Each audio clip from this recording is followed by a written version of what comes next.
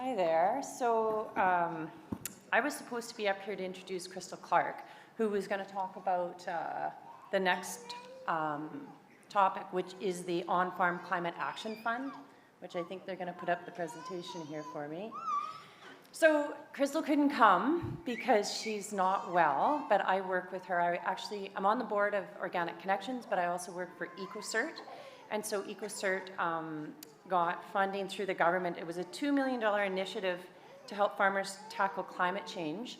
I'm sure some of you heard about it. They made many announcements about it this past year.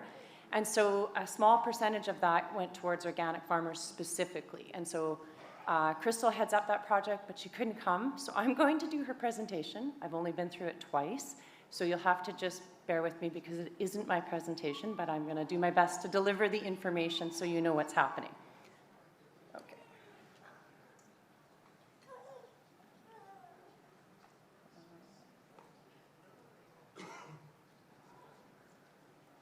Oh. So it's a brand new program, the first program addressing climate change for agriculture.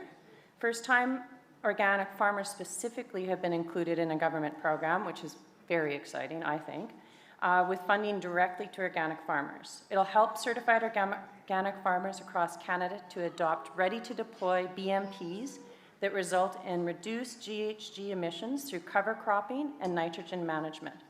The goal of the program is to reduce GHG emissions by implementing best management practices, specifically nitrogen management, like increasing legumes in your rotation.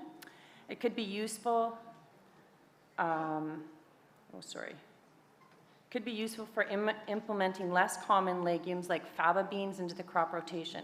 Faba beans are some of the very best nitrogen fixers, but the seed can be hard to find and inoculants can be hard to find. The other BMPs are part of the cover cropping to increase soil organic matter, increase moisture capture, and reduce springtime erosion. Funding is managed by a partnership with EcoCert and CODA to ensure that there's transparency and impartiality for the projects. There's up to 85% reimbursement of projects, which includes in-kind contributions from the farmer. And there's a $75,000 cap for the entire 3-year project. Funding is dependent on the project and the amount of acres that you apply with. So from the largest farm to the smallest market garden, agriculture and agribusiness thoroughly depend on climate, and climate is changing. These maps show a percentage difference in total monthly precipitation. So the one is actually a model of precipitation that they're projecting for 2051 to 2080.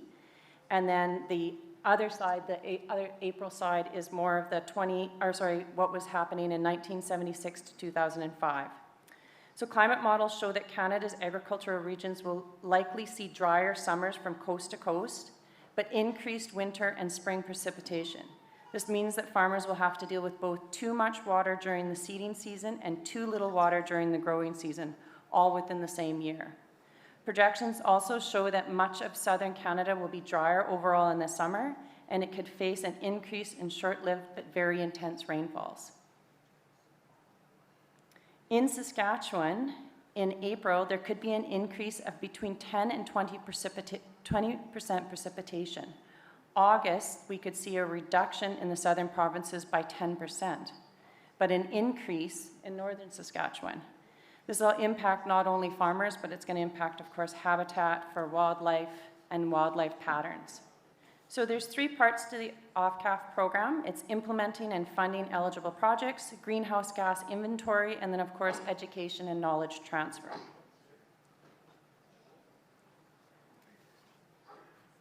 So there's 4 main aspects of this. Part of the program is education component that explains the best management practices and their impacts on greenhouse gas emissions. BMPs that reduce greenhouse gas emissions and address climate change. Nitrogen management, explanation of greenhouse gas emissions through nitrogen management and BMPs related to nitrogen management to reduce NO2 emissions. Nitrous oxide is 300 times more potent than carbon dioxide, and it also depletes the ozone layer. Since it has a shorter lifespan, reducing it could have a significant impact on global warming. Cover crops GHG emissions through cover cropping and reducing CO2 production. And then, of course, there's information on the OCAF project, funding opportunities, and an explanation of the project itself. A key component of this program is to find out the greenhouse gas emissions for each operation. There will be a calculation based on the projects on how much GHG emissions will be reduced by implementing the BMPs. This is a very thorough and fairly time-consuming process, but EcoCert has developed a calculator that is specific to organic farmers and is a tool that we'll be able to use going forward. Some of the existing tools that the farming sector uses to handle climate risks, such as crop insurance or sprinkler irrigation, mostly rely on poor conditions being unusual and intermittent. But short-term and one-off crisis management strategies aren't sustainable responses to the enduring effects of the climate change. The agriculture sector cannot single-handedly mitigate climate change. Mitigation is ultimately a society-wide problem, and climate solutions and possibilities developed in any one sector will benefit everyone. The vulnerability of farming to climate change could threaten food security for millions upon millions of people. This essential yet threatened sector means that the agricultural producers have a unique opportunity to demonstrate climate leadership. Agriculture adaptations and mitigation are necessary to create a sustainable future for Canada's farms, and the rest of society has a fundamental role to play in supporting the development of the resilient agricultural system so necessary to all of us.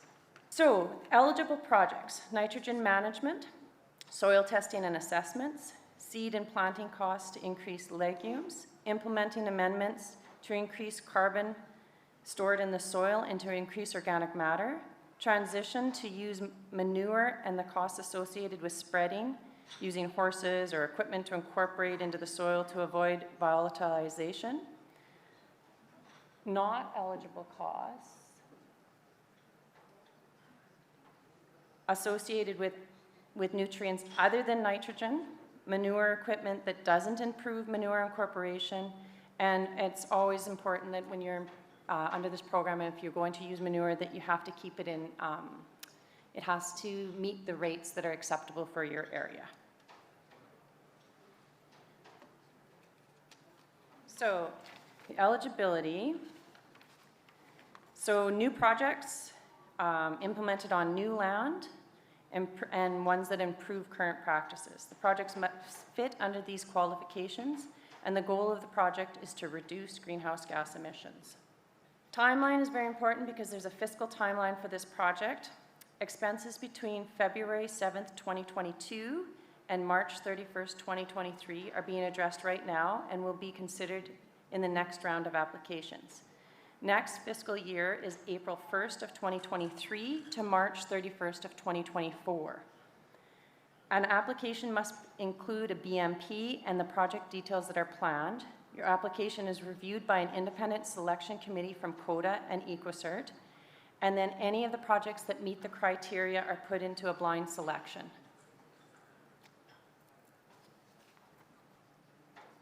So the summary: new programs designed to reduce greenhouse gas emissions in the Ag Centre. 3 parts of the project funding for eligible projects are greenhouse gas inventory and knowledge transfer modules. Eligible projects for nitrogen management, including incorporating more legumes and costs for manure. Eligible projects for projects that include more cover cropping and intercropping. Soil testing and professional consulting can also be covered. And applications for the next round of projects will be open in early December. And although Crystal's not here, Sebastian is here. He's the director of EcoCert, and he will be in our booth. And we do have a sign-up document there. So if you want to give us your name and number, Crystal will follow up with you. The one thing I would say is that everything does have to be done on a computer. So you need to be able to fill out applications and do everything online, because that's the way it's designed. And that's it for that presentation.